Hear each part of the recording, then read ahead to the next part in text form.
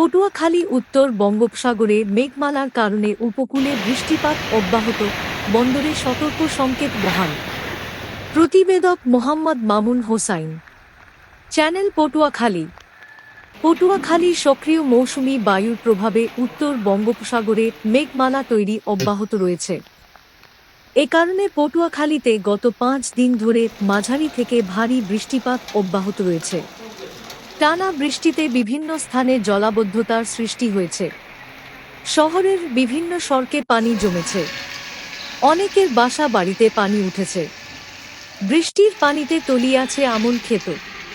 ক্ষতির শঙ্কায় রয়েছেন আমন চাষি সহ সবজি চাষিরা।